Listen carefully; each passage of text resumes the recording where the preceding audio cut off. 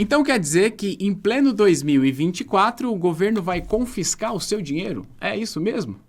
Nesse vídeo eu vou falar com você sobre duas coisas. A primeira, sobre esse tal confisco, o que de fato está acontecendo e como você eventualmente pode se proteger contra isso, se for o caso. E depois eu vou contar para você de onde é que nasce essa história, para que você tenha mais tecnicidade para formar a sua opinião, tá bom? Ó, meu nome é Thiago Feitosa, você está no canal da T2 Educação. Aqui nesse canal eu ajudo você a ser profissional de mercado financeiro completo, porque aqui a gente fala principalmente sobre as certificações profissionais de mercado financeiro, mas também, além disso, eu trago estudos de caso como o de hoje, para você aprender o mercado de verdade. Seja muito bem-vindo e bem-vinda, se inscreve no canal caso você queira acompanhar e aprender o mercado financeiro de verdade. Sair da teoria é aqui que você tem de estar. Se inscreve aí. Se você já é de casa, já sabe o que tem de fazer, deixa aí o seu comentário. Vamos lá, direto ao ponto, eu vou colocar aqui para você uma matéria, tá? Só para que a gente possa debater um pouco sobre isso. Dinheiro esquecido. Congresso autoriza o governo a recolher até 8,5 bi para fechar o orçamento de 2024. E aí, ó, conforme propostas, os titulares terão e tal, oposição chama a medida de confisco. Então, todo mundo chamando isso de confisco e etc e tal. Vamos lá. Para começar, deixa eu dar para você qual que é a minha opinião sobre isso aqui. Pessoalmente, eu sou contra essa ideia.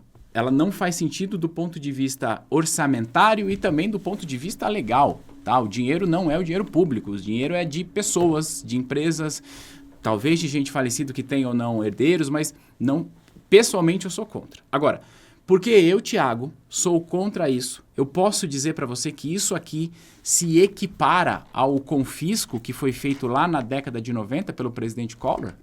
Não. A gente precisa de honestidade intelectual para debater as coisas. O que eu quero dizer com isso é o seguinte, estou vendo muita gente dizendo que vai ser o grande confisco, que o governo vai roubar o seu dinheiro. Calma lá. Em 1990, quando o presidente Collor editou a medida provisória, que é o tal do confisco de 1990, aconteceu mais ou menos assim, só para exemplificar. Claro, não foi assim, mas o governo perguntou para você, você tem dinheiro na sua conta corrente, na sua poupança ou alguma aplicação? Aí você respondeu, sim, eu tenho. Aí o governo disse, tá bom, esse dinheiro agora é meu. Claro, não foi assim, tá? Mas o governo criou lá um limite e disse que as pessoas só poderiam sacar a partir daquele limite. Em termos de comparação, sem fazer nenhum tipo de atualização monetária, é como se o governo dissesse assim, para todos os brasileiros, olha só, você tem dinheiro nos bancos? Não importa o quanto você tem, você só vai poder sacar 50 mil reais. O resto vai ficar confiscado, vai ser um empréstimo compulsório. É isso. Ou seja, o que eu estou dizendo é que lá em 1990, as pessoas sabiam quanto elas tinham, elas contavam com aqueles recursos e o governo simplesmente foi lá e congelou. O que está sendo proposto agora não tem nenhuma comparação com isso. O que está sendo proposto agora é que o governo possa usar os recursos que foram esquecidos pelas pessoas no sistema bancário ao longo dos últimos anos, ao longo das últimas décadas. E mais uma vez, mesmo eu sendo contra isso, eu preciso tratar isso com a honestidade que isso requer. Não estamos falando aqui da mesma coisa.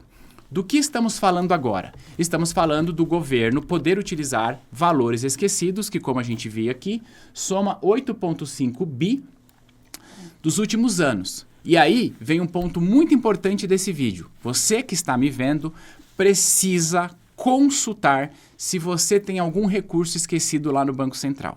Só que olha só, eu não sei a sua idade, mas é mais provável que tenha recursos esquecidos lá no Banco Central as pessoas que têm um relacionamento bancário por mais tempo. Portanto, as pessoas mais idosas, é provável. E por que eu estou falando isso?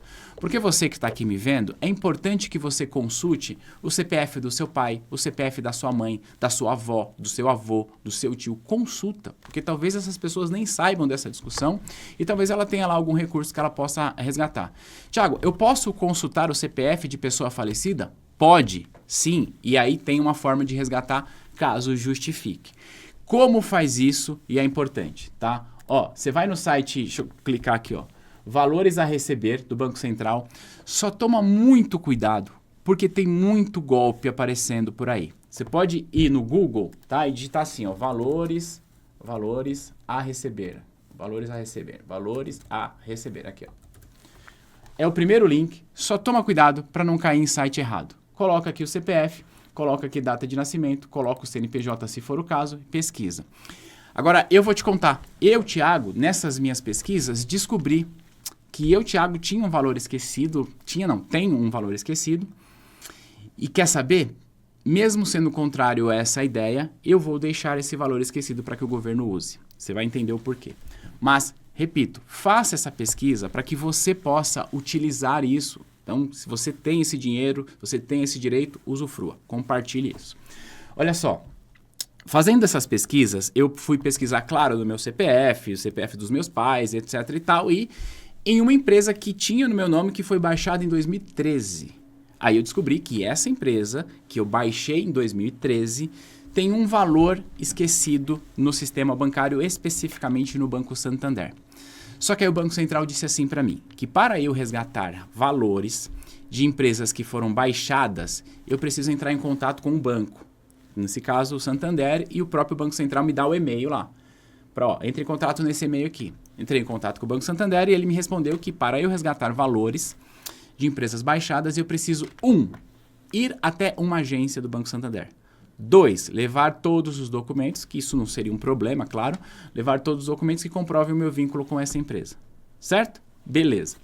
Aí, a gente volta para uma outra discussão aqui, que é as faixas de recebimento, aí você vai entender por que eu vou deixar para lá isso aqui e que muitas pessoas farão mesmo. Olha só. Eu estou aqui no site do G1 que fala sobre a quantidade de beneficiários por faixa de valores a receber.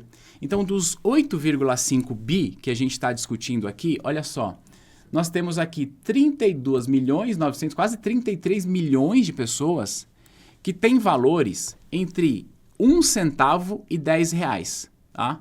Que é 60% do total. Nessa minha pesquisa, em relação à minha empresa, eu percebi que eu tenho um valor que o Banco Central não informa quanto é. Ele só diz assim, ó, é entre 1 centavo e 10 reais. Agora, seja honesto. Você acha mesmo que eu vou sair da minha casa para ir para uma agência do banco, para ficar na fila, para levar a documentação que deve ser uma baita de uma burocracia para receber um valor que eu não sei nem quanto que é e que eu sei que é abaixo de 10 reais? Você já pensou se eu saio da minha casa e vou lá no banco, fico 2 horas na fila para receber 10 centavos? Por isso eu vou deixar para lá, tá? Embora, mais uma vez, reiterando a ideia de que eu sou contra isso, mas tudo bem. Então, significa dizer que 63% das pessoas, eu penso que não vão empreender esforços para resgatar essa grana, tá? Se você é pessoa física, CPF ativo, você recebe isso aqui via Pix, não tem problema. Mas se é empresa baixada, de pessoa falecida, vai empreender um esforço maior. Nós temos quase 1 milhão de pessoas que têm mais de R$1.000, perdão, acima de R$1.000 parado lá que pode resgatar, e esse valor que é acima de 1.000 vai de 1.000 a 5 milhões. Então, é um range muito grande aqui, tá? Então, é importante isso, fazer esse resgate. Então, mais uma vez, apesar de o Congresso ter aprovado isso, que está aqui, tá? Nós não estamos falando do mesmo confisco que aconteceu lá em 1990. É outra história. Fechado? Estamos combinados em relação a isso? Você pode ser contra, você pode ser a favor, tá tudo bem. Você só não precisa ficar fazendo sensacionalismo. Agora vem a questão. Da onde é que nasce isso? Por que o governo resolveu agora resgatar essa ideia e querer usar esse dinheiro esquecido lá no Banco Central? Se você me acompanha aqui mais tempo, você já me viu falando sobre esse lance do dinheiro esquecido, né? O Banco Central lançou essa plataforma para resgatar os seus valores, tem uns 3 anos mais ou menos, né? Então, tá parado, o governo falou, tá, beleza, vamos pegar isso. Eu vou fazer o seguinte, eu desenhei aqui uma linha do tempo para você acompanhar de onde a gente saiu em um assunto que é a desoneração, onde a gente chegou e por que que agora, beleza, então esse dinheiro tá parado, vamos usar. Olha só, eu vou compartilhar aqui uma apresentação bem curta que eu fiz, só para que você possa entender, acompanhar o raciocínio, a linha do tempo, entender do que se trata, para você formar a sua opinião com tecnicidade, tá? Vou ficar aqui, preparei essa apresentação. O ano era 2011, e aí o governo aprovou um projeto de desoneração da folha de pagamento para empresas intensivas em mão de obra. O que é isso, tá? Olha só, quando uma empresa contrata o colaborador, ela tem lá os seus encargos trabalhistas, que empresas enquadradas no lucro real vão pagar aí aproximadamente 20% sobre a sua folha de pagamento para o INSS, certo? Esta é uma regra. Esse projeto de desoneração muda essa ideia para algumas empresas para que elas paguem menos de INSS e elas vão pagar uma alíquota que varia de 1 a 4 sobre o seu faturamento e não sobre a folha. O que implica dizer que algumas empresas, essas empresas chamadas de intensivas em mão de obra, elas teriam um custo menor com encargos trabalhistas, especificamente com o INSS, tá bom? Qual que é a justificativa desse projeto? Isso lá atrás, lá em 2011, tá? Aqui estamos falando ainda do governo Dilma. A ideia é que, se a gente consegue diminuir esses custos trabalhistas, essas empresas podem empregar mais. Quem são essas empresas intensivas em mão de obras? São empresas que elas precisam de muita mão de obra para gerar pouca receita proporcional à mão de obra. Tá? Ou seja, que a maior parte do seu custo está relacionada à mão de obra. Por exemplo, empresas de telemarketing, tá? É um exemplo disso. Okay? Tem outros setores. Ok, criou-se isso lá em 2011, certo? Aí a gente avança no tempo e em 2018 o governo estabeleceu um prazo para acabar com isso. Então, em 2018, a gente percebeu que, eu digo o governo, os parlamentares, percebeu que essa desoneração da folha de pagamento estava provocando uma queda na arrecadação e que significa uma renúncia significativa, porque as empresas pagam menos, né? E nós temos sim um rombo no INSS. Então, lá em 2018, o governo estabeleceu o prazo. Falou, vamos acabar com a desoneração em dezembro de 2020. Esse era o combinado, certo? Só que aí você sabe o que aconteceu no mundo em 2020. Em 2020 veio a pandemia, então o governo, aqui estamos falando, portanto, já no governo do presidente Bolsonaro, disse o seguinte, o Congresso aprovou que, vamos prorrogar isso para mais um ano, né? Porque tá essa pandemia, tá essa loucura, a gente não sabe o que vai acontecer. Então vamos continuar abrindo mão desta receita por mais um ano, vai passar a pandemia, isso lá em 2020, e aí a gente acaba com isso. Fechado? Só que aí você sabe que a pandemia não acabou rápido, né? Quando foi em 2021, o governo falou, não, pera, a gente não sabe até quando vai essa pandemia, vamos acabar com a desoneração no final de 2023. Então, isso ficou acordado no governo do presidente Jair Bolsonaro que acabaria a desoneração agora em 2023. Aí, em 2023, começa o governo do presidente Lula, que o governo do presidente Lula queria acabar com a desoneração por conta da queda na arrecadação, sob a justificativa de que se a gente tira esta desoneração que já está prevista, as empresas vão pagar mais e a gente melhora as contas públicas, certo? Esse era o argumento do governo. Só que, quando foi em 2023, o presidente Lula soltou uma MP, mas aí o Congresso Nacional foi lá e aprovou uma outra lei que prorrogava essa desoneração até o final de 2027. Então, aqui, o Congresso Nacional aprovou para mais alguns anos. Ok, o que aconteceu? O governo do presidente Lula entrou com uma ADIM no STF para que o STF julgasse isso, e aí o STF julgou inconstitucionalidade da matéria e deu prazo até... Deixa eu ficar bem na frente aqui, Ele deu prazo até o 11 de setembro para o Congresso apontar a fonte compensatória da renúncia. O que eu quero dizer com isso? Olha só. Por que o STF julgou inconstitucionalidade dessa matéria? Por quê? Porque a desoneração da folha de pagamento implica necessariamente em dizer em uma renúncia fiscal.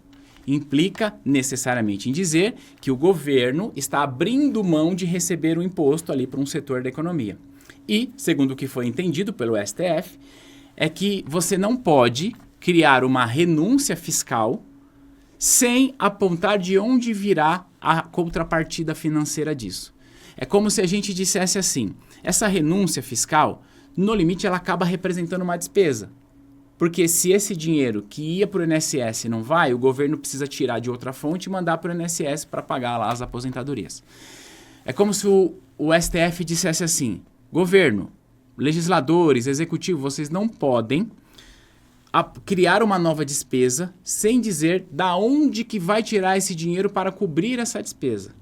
Foi isso que o STF entendeu e falou, vocês têm aí até o dia 11 de setembro para resolver essa parada aí, porque a lei que vocês aprovaram ali não faz muito sentido. Aí o que aconteceu? O governo olhou e falou, tá bom, já que o Congresso aprovou a lei o ano passado, isso aqui agora falando em 2024, né? O Congresso aprovou a lei o ano passado, para prorrogar a desoneração até 2027 e eu você que deve acompanhar um pouco mais política, um pouco mais economia, sabe o quanto que o governo está se esforçando para aumentar a sua arrecadação, aumentando imposto em tudo quanto é lugar. O governo falou assim, beleza, a gente precisa mostrar da onde que a gente vai tirar dinheiro para manter essa renúncia, tá? Aí que nasce essa ideia de o Congresso aprovar a lei, tá? Apontando a utilização do recurso esquecido no Banco Central para cobrir a renúncia. Então, qual que é a ideia? Tá bom, tem a renúncia fiscal? Tem a renúncia fiscal da desoneração que está sendo debatida desde 2011 aqui nesse país e que foi prorrogada até 2027. Tá, eu preciso dizer da onde que eu vou tirar esse dinheiro para cobrir essa renúncia? Preciso. Pera, tem um dinheiro esquecido lá no Banco Central. O que você acha da gente usar aquele dinheiro esquecido do Banco Central para cobrir isso? É quase isso que aconteceu nessa discussão, certo? E foi aí que o governo apontou isso, colocou isso no projeto que foi aprovado. Eu estou gravando esse vídeo, enquanto eu estou gravando, o presidente Lula ainda não sancionou. Talvez quando você esteja vendo já foi sancionado. E é isso que deve acontecer. E aí, o que acontece, um ponto que é muito importante, que a gente também precisa destacar, é que o Banco Central emitiu uma nota técnica para o Congresso dizendo assim, você não pode incorporar isso como uma receita primária. E, sejamos honestos, realmente não faz sentido você pegar um dinheiro que está esquecido, usar ele. A gente poderia ter tantos debates sobre a utilização desse dinheiro, a gente pode concordar, a gente pode discordar, a gente pode ter muitas opiniões sobre a utilização. Mas você usar esse dinheiro e ainda dizer que é uma receita primária, se isso não for uma contabilidade pública freestyle, eu não sei mais o que é, tá? Por quê? O que é receita primária? Que é importante a gente entender. Receita primária é toda a receita que o governo arrecada com os seus impostos, com os seus dividendos, tudo aquilo que faz parte da atividade do governo. O governo já cobra muito imposto, tá? Você pode até dizer que o governo deve aumentar ou diminuir, isso aí é uma outra história. Mas o governo cobra imposto justamente para fazer parte dessas receitas primárias. Aí agora eu vou usar um dinheiro que está parado lá, que o dono não se manifestou e dizer que faz parte das minhas receitas primárias? Poxa, aí não, né? Me ajuda a te ajudar. Então, toda essa discussão, mais uma vez, é que eu gosto de trazer as coisas para cá com tecnicidade, para que a gente possa formar a nossa opinião com um pouco mais de clareza, tudo bem? Então, assim, tudo isso é debatido no Congresso, parlamentares de direita e de esquerda aprovam ou reprovam. A discussão aqui não é ideológica. Você pode, claro, ter a sua ideologia, eu tenho a minha, e tá tudo certo, eu convido você a gente conviver bem com as nossas diferenças de opinião. Mas a gente precisa ser técnico, a gente precisa ser pragmático, a gente precisa entender as coisas como de fato são. E é tão importante isso, porque se a gente propaga essa ideia de que o governo vai confiscar, a gente pode provocar uma corrida bancária insana. Então, calma. Não, o governo não vai pegar o seu dinheiro, o governo não vai confiscar a sua conta corrente, sua conta poupança, os seus investimentos. Não vai, tá? Avisa isso para os teus pais, para os teus avós. Não é isso que vai acontecer. O que o governo potencialmente fará é utilizar recursos esquecidos, recursos esses dos quais a maior parte das pessoas talvez nem justifique o esforço de buscar esse recurso. Mas há uma parcela significativa de pessoas que têm recursos que devem ser buscados. Por isso eu disse para você pesquisar. Tudo bem? E aí agora é acompanhar a cena dos próximos capítulos, mas não parece fazer sentido usar isso como uma receita primária. No limite, eu sei que alguém ainda pode dizer assim, não, mas espera, lá no Código Civil tem uma coisa chamada de herança jacente, que é quando não aparece os herdeiros de um certo bem, e isso vai para o Estado, e eu concordo, isso tem lá. E talvez esse dinheiro seja uma herança jacente. Talvez seja. Mas enquanto a gente não sabe de quem é legítimo que o governo use o dinheiro de alguém que talvez a pessoa esteja viva, talvez a pessoa tenha acesso, talvez ela consiga sacar. Enfim. E só para a gente finalizar, um ponto importante. A partir do momento que o presidente Lula sancionar essa lei, deve acontecer assim essa história do governo usar esse dinheiro. A partir do momento que for promulgada, as pessoas têm 30 dias para requerer esse dinheiro, então acessar o site que eu te mostrei. Depois disso, esse dinheiro será incorporado aos cofres do Tesouro e aí o Ministério da Fazenda precisa publicar um edital para detalhar quais são os recursos que ele utilizou, valores, conta, tudo detalhado. E a partir daí, depois de ter incorporado, depois de ter publicado a grana que ele utilizou, de quem que ele utilizou, as pessoas têm até o final de 2027 ainda para falar, não, pera, devolve aí esse dinheiro aí que vocês usaram. Como vai acontecer, eu não tenho a menor ideia, mas é o que está proposto aqui. Então, vamos assistir cena dos próximos capítulos. Mais uma vez, seja a favor, seja contra, tá tudo certo, mas a gente precisa de honestidade intelectual. Sim, o governo potencialmente vai usar boa parte desses 8 bilhões de reais. Eu mesmo vou contribuir com isso, com alguns poucos reais, eu não sei quantos, porque, como eu te expliquei, não faz sentido eu buscar. Mas não, isso não tem nenhuma relação com o confisco de 90. Mantenha calma, tá tudo bem? Fechou? O governo não vai roubar o teu dinheiro, não é isso que está acontecendo aqui, não é isso que vai acontecer. Tudo bem? Agora você já sabe o que é essa história do confisco e agora você já sabe da onde é que nasce e sabe também sobre o lance da desoneração da folha de pagamento. Quero que você deixe aqui nos comentários a sua opinião sobre tudo isso. Se esse vídeo te ajudou, compartilha para que mais pessoas possam pesquisar valores esquecidos no Banco Central e tirar de lá antes do governo utilizar. E também para que mais pessoas possam formar a sua opinião com um pouco de tecnicidade e não cair em sensacionalismo que tem por aí. A gente vai se ver no próximo material. Um grande abraço. Tchau, tchau.